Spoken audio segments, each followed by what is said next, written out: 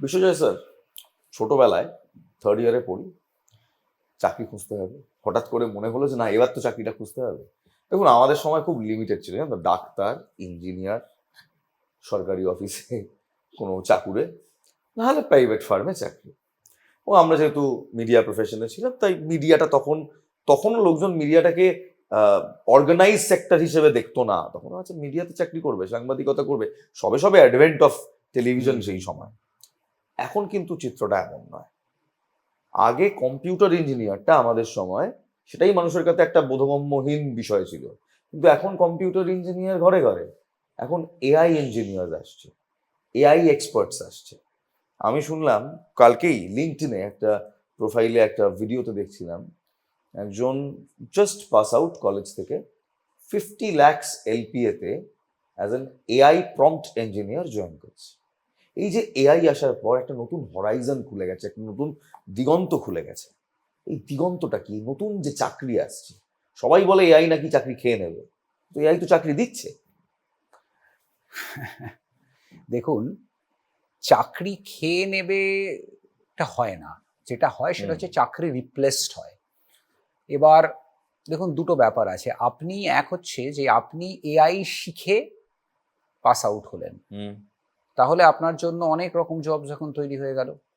এবারে দেখুন, সেই এআইটাই তো আবার কোনো জবকে রিপ্লেস করছে, তাই না?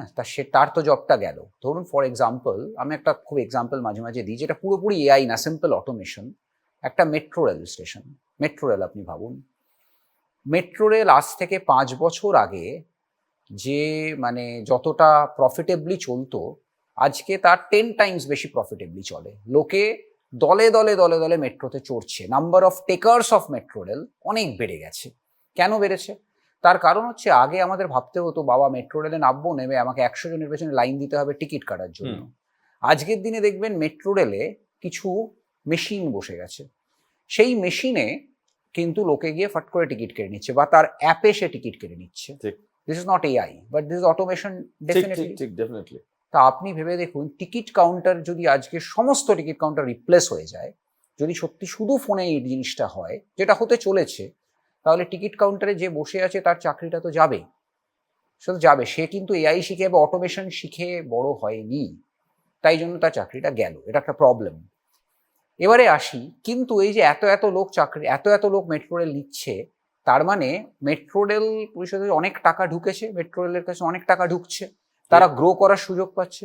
আপনি দেখবেন এত লোককে পরিষেবা দেওয়ার জন্য এখন তাহলে মেট্রো রেল অনেক লেভেলে চলবে। ধরুন 3টে লেভেলে চলবে, বিদেশে যেমন চলে 3টে 4টে লেভেলে চলবে।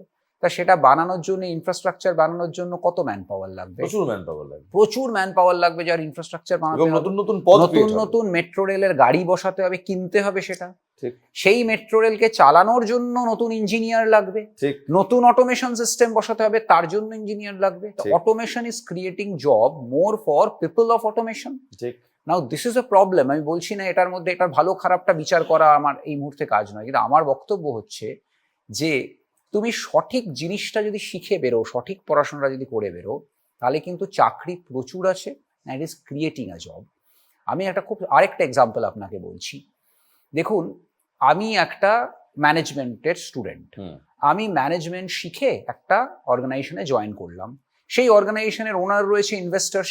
সে আমাকে ফট করে জিজ্ঞেস করলো, তুমি তো ম্যানেজমেন্টের স্টুডেন্ট, তুমি আমাকে বলো তো, আমি মুম্বাইতে আজকে এই বিজনেসটা ইনভেস্ট করব, আজকে এই ইনভেস্টমেন্টের রিটার্নটা আমি কত দিনে পাবো? তা আমি উত্তরে বললাম যে আচ্ছা আচ্ছা, আমি তাহলে একটু গুগলে সার্চ করছি। গুগলে আমি এরকম কোম্পানি প্রচুর সার্চ করলাম, করে তাদের আমি balance sheet and everything check করলাম। চেক করে আমি বার করলাম যে আচ্ছা এতদিন লাগছে, মোটামুটি এত, মানে এই ভুলটাও করেছিল, এই বছরে এইখানে লস করেছে, এই ঠিক করে আবার এই লসটা এতদিনে প্রবলেম সলভ হয়ে গেছে, লসটা আবার প্রফিটে চেঞ্জ হয়েছে, করে একটা গ্রাফ টাফ বানিয়ে আমি প্রেজেন্ট করলাম যে তোমার এত% চান্সেস অফ সাকসেস এত বছরে।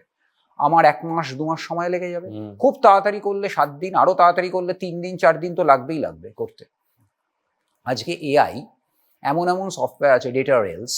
আমি সিম্পল ডেটা রেলস ইউজ করলাম, প্রপার ওয়েতে আমার কোয়ারিটা ফিট করলাম, আমাকে গ্রাফ শুদ্ধ জেনারেট করে দিয়ে দিল যে এতদিনের মধ্যে তোমার রিটার্ন অফ ইনভেস্টমেন্ট পাবে 2 মিনিটে। এখানে একটা প্রশ্ন আগে উঠে আসলো যে দেখো, তুমি পুরোপুরি এআই দিয়ে যদি করো, তাহলে তোমার তো সমস্যা হচ্ছে যে তুমি তো উত্তর দিতে পারবে না। তোমাকে একটা ক্রস কোয়েশ্চেন করলে তুমি তো উত্তর দিতে পারবে না। ঠিক। আজকের দিনে ডেটা রেলসের মধ্যে financial planning and analysis tools বসিয়ে দিয়েছে। সেখানে যদি কোনো আমাকে হোয়াট ইফ কোয়েশ্চেন করে, আমি হোয়াট ইফটা ফাট করে আবার লিখবো, সঙ্গে সঙ্গে আবার সমস্ত কিছু চেঞ্জ করে নতুন গ্রাফ জেনারেট করে দিয়ে দেবে। জাস্ট হোয়াট ইফটুকু ঢোকাতে হবে মানে আমাকে। প্রবাবিলিটি। তার মানে বুঝুন, তার মানে আবার এখানে একটা প্রশ্ন আসলো, ধরুন দুজন ম্যানেজমেন্ট গ্র্যাজুয়েট জয়েন করেছে ইন্ডাস্ট্রিটাতে। ঠিক। দুজনকেই প্রশ্নটা দেওয়া হলো, একজন গুগলে সার্চ করে নিজে 7 দিন খেটে উত্তরটা দিল, আর একজন 2 মিনিটের মধ্যে উত্তরটা দিল। যে ওনার বা ইনভেস্টর, তার কাছে সে কিন্তু আর বেশি কিছু দেখছে না, তার কাছে কিন্তু যে 2 মিনিটে উত্তরটা দিয়েছে, he is a better resource. Who is replacing the job? Is AI replacing your job? It is not AI which is replacing your job. Skill. Somebody who knows AI is going to replace you if you don't know AI. একেবারে মানে সহজ হয়ে যাবে। দেখুন নতুন currency হিসেবে এখন তো কারেন্সি সময়, টাইম ইজ মানি, আমরা অনেকেই বলতে শুনেছি, আপনিও নিশ্চয়ই ইউজ করেন, আমিও ইউজ করি। টাইম ইজ মানি, সত্যি তো। একজন নতুন ইনভেস্টর তো সেটা দেখবে কে আমার সময় বাঁচাচ্ছে। ঠিক। স্কিলস, স্কিলস, দ্যাটস দ্য কি ঠিক ওয়ার্ড, ঠিক ঠিক skills. Right. Thank you sir. Thank you so much.